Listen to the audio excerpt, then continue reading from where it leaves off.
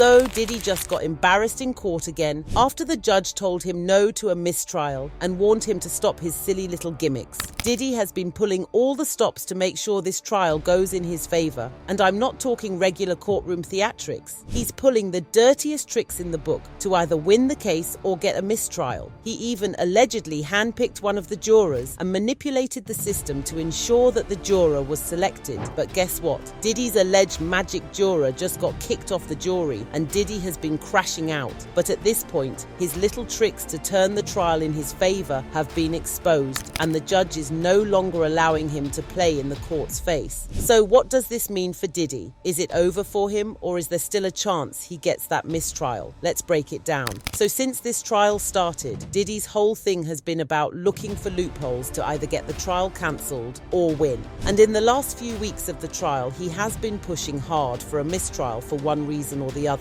However, it was his latest stunt that really had people wondering if Diddy had been playing a game of chess that we were not aware of all along. It all started when a jury member got kicked out of the trial for seemingly no reason. This juror was identified as juror number 6 and was one of 2 black men on the jury. His dismissal raised a lot of eyebrows because a lot of people, especially Diddy's supporters, felt like this was a shady move by the prosecution to prevent Diddy from getting a fair trial.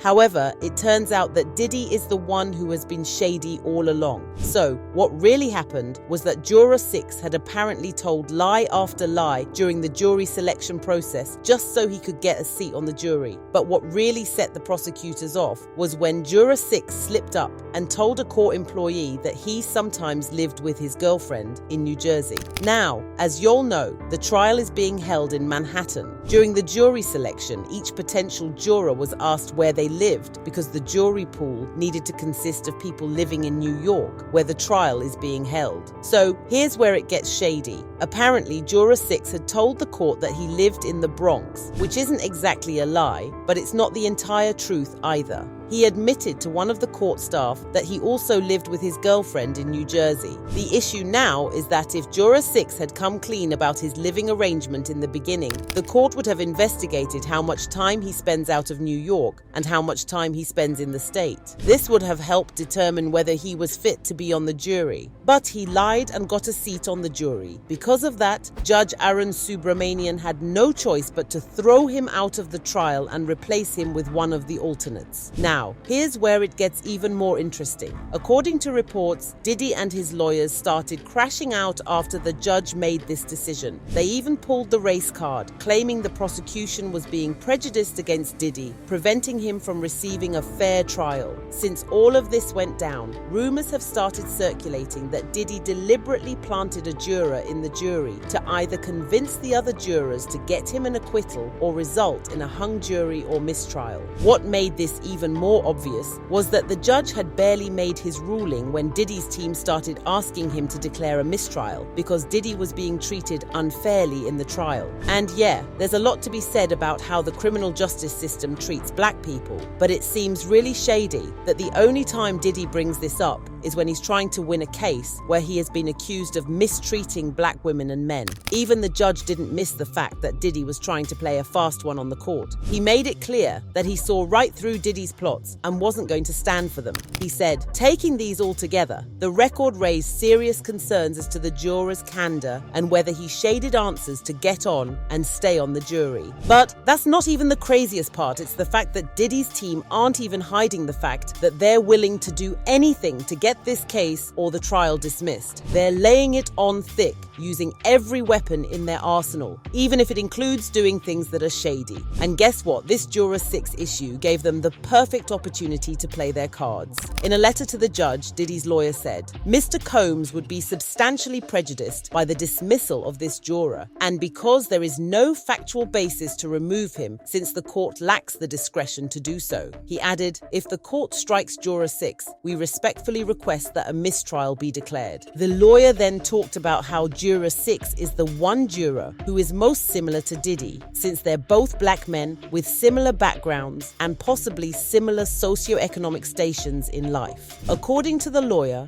this is important because of the nature of the allegations being made against Diddy. Basically, Diddy needs to have someone on the jury who is on his side. What's ironic is that Diddy and his team have been screaming about the prosecution being biased against him, but they literally admitted that they wanted someone on the jury who was likely to support Diddy. The double standards are jumping out. And get this, Juror 6 is not the only black man on the jury. In fact, there are 2 other black men. One of them is on the current rotation and the other is an alternate. So it seems really weird that Diddy's team was so particular about that one juror, as if he was the only one who could give Diddy a fair trial. So it didn't take long for people to start putting 2 and 2 together and wondering if there's more to this particular juror than we're being told. And don't even get me started on the fact that this isn't Diddy's first time trying to get a mistrial or have the case thrown out of the court. It started with asking for bail multiple times, which the court denied each time, despite Diddy offering $50 million, 2 houses, and his and all his kids' passports. Not one, but 2 judges told Diddy to go back to his cell because they knew he was a flight risk. And even if he didn't straight up flee the country to avoid the trial, they knew Diddy would probably try to intimidate victims and potential witnesses. Oh, but they didn't stop there. In the weeks leading up to the trial, Diddy's lawyers kept bringing up every kind of excuse to have to sabotage the case. They claimed Diddy's rights were violated because the facility officials conducted a search and seized some of his notes. Even after it was explained that Diddy wasn't the target of the search and the judge ordered that his notes be returned to him, they still kept pushing for the case to be thrown out.